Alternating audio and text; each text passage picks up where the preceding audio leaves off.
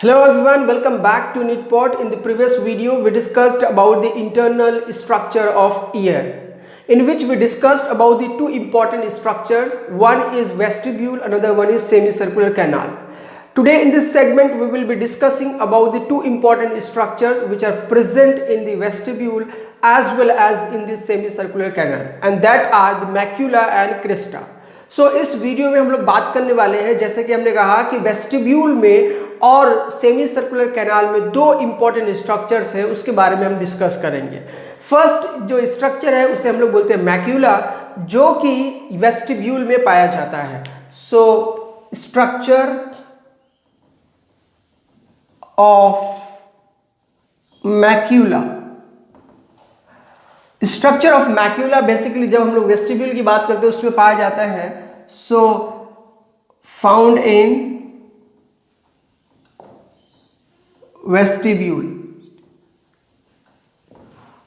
और अगर हम लोग स्ट्रक्चर ऑफ मैक्यूला की बात करें तो इसमें दो इंपॉर्टेंट सेल्स पाए जाते हैं जो कि होती हैं, यानी composed of hair cells and supporting cells से बनी होती है। अगर हम लोग हेयर सेल्स की बात करें तो ये सेल्स जो होती हैं they are actually neurosensory cup like structure. Neurosensory cup like, ये कप लाइक होते हैं। इसमें हेयर टफ्ट पाए जाते हैं। Tuft of hair are present, जिसे स्टीरियोसीलिया भी बोला जाता है। जब भी हम लोग हेयर सेल्स की बात करें जो टफ्ट होते हैं, they are embedded in the gelatinous substance. Embedded in the gelatinous membrane called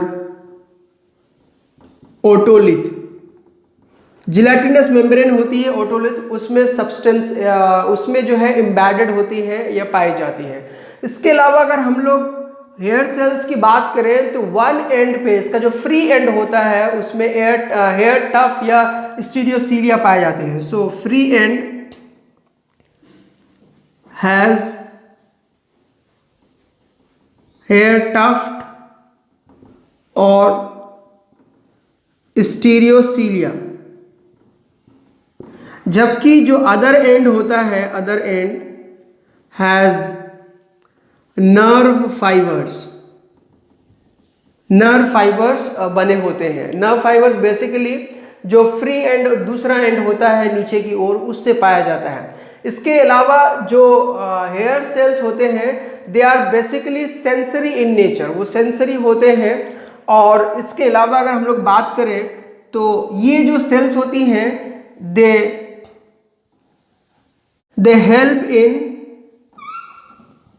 help in static equilibrium and linear acceleration, इसमें हेल्प करता है। इसके अलावा जो स्टीरियोसीलिया होता है वो जब भी टच करता है ओटोलिथ को तो जो हेड का मूवमेंट होता है, यानी ड्यूरिंग द हेड मूवमेंट, जैसे हम लोग हेड को मूव करते हैं तो जो स्टीरियोसीलिया होता है वो टफ्ट ओटोलिथ को टच करता है, और उस केस में जो इंपल्स जनरेट होता है, नर्व इंपल्स जनरेट होता है, जो कि फर्दर नर्व फाइबर्स द्वारा कैरी किया जाता है।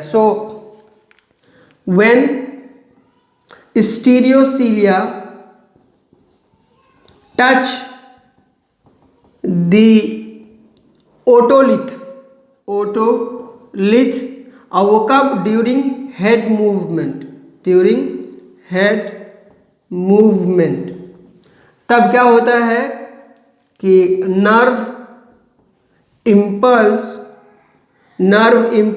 is generated which is carried by nerve fibers, ये इंपॉर्टेंट बातें थी। अब हम लोग इसके स्ट्रक्चर्स को देखते हैं, स्ट्रक्चर को देखते हैं मैक्यूला का, वो कैसे लगता है। अगर मैक्यूला का स्ट्रक्चर देखें, जैसे अभी हमने कहा कि ये कप शेप्ड होता है, न्यूरोसेंसरी सेल्स होते हैं जो कि कप शेप्ड होते हैं, लाइक कुछ इस टाइप से। और ये कप शेप्ड स्ट्रक्चर जो है पाया जाता है एज हेयर सेल्स, जो कि ये हेयर सेल्स होती हैं और ये कप शेप में पाई जाती है। अगर हम लोग ये बेस लाइन है एक इससे, कुछ इस टाइप से स्ट्रक्चर होता है और इस तरह से पाया जाता है, कुछ सेल्स ऐसे पाई जाती है।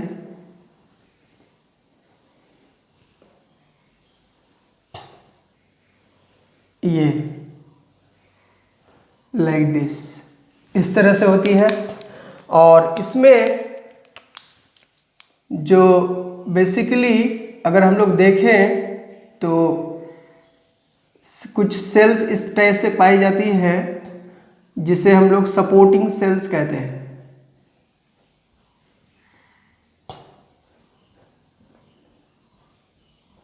These are the basically supporting cells. These are supporting cells which are found between.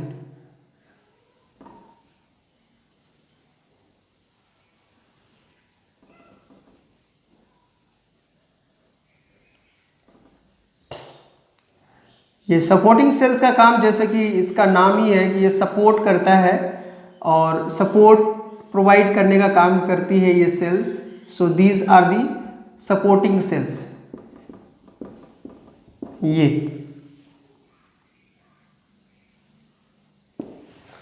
Supporting cells होती है।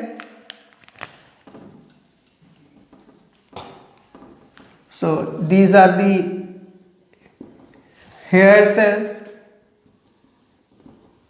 सेल्स और ये सपोर्टिंग सेल होती है, सपोर्टिंग सेल। और इससे नर्व फाइबर एक एंड से निकलता है कुछ इस टाइप से। These are the nerve fibres जो कि नर्व इंपल्स को आगे कंडक्ट करने का काम करता है। और इसी में जो कप शेप्ड स्ट्रक्चर होती है लाइक दिस, ये कप शेप्ड स्ट्रक्चर जो है जिसे हम लोग हेयर सेल्स बोलते हैं, इसमें स्टीरियोसीलिया या हेयर टफ्ट पाया जाता है। जैसे कि अभी हमने कहा दीज आर दी स्टीरियोसीलिया या हेयर टफ्ट या स्टीरियोसीलिया कहा जाता है। और इसके ऊपर जिलेटिनस की लेयर पाई जाती है,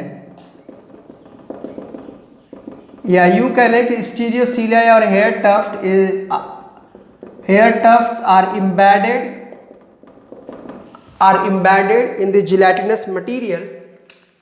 और उसके बाद ये जो है सबसे ऊपर की ओर जिलेटिनस मेम्ब्रेन पाई जाती है जिसे हम लोग ओटोलिथ कहते हैं।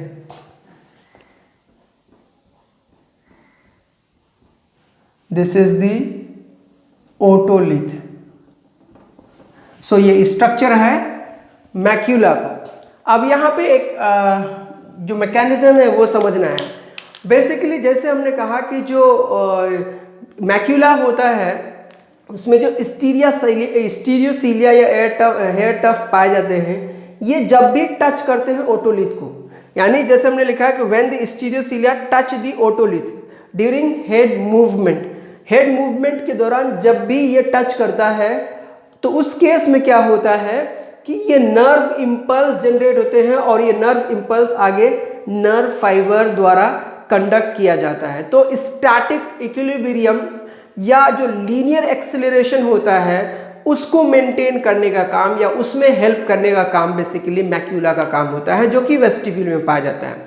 अब इसके दूसरे पार्ट की बात करें क्रिस्टा की, तो आइए देखते हैं। अब हम लोग देखते हैं structure of Crysta.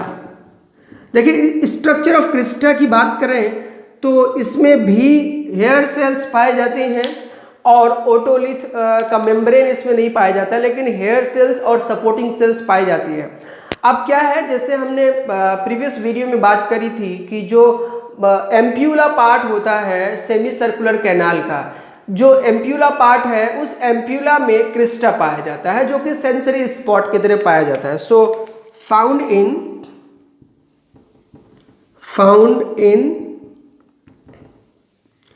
Ampulla of semi circular canal, जो कि एज सेंसरी स्पॉट। अब अगर इसका आप स्ट्रक्चर देखेंगे तो कुछ इस टाइप से होता है, और इसमें जो सेल्स पाई जाती हैं वो कुछ इस टाइप से सेल्स प्रेजेंट होती हैं।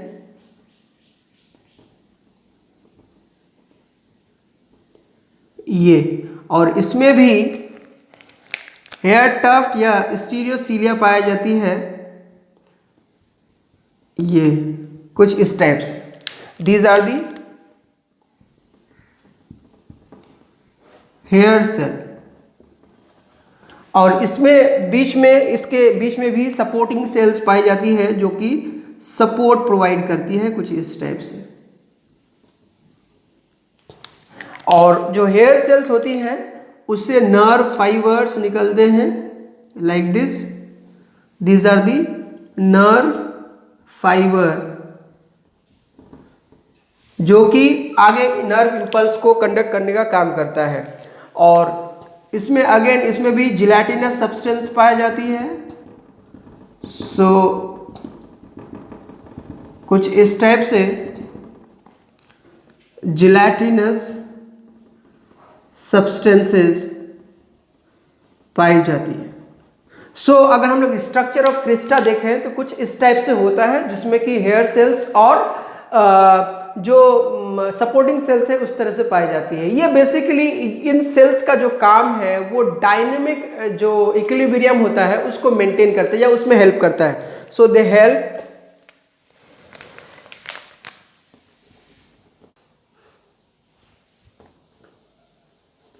help in dynamic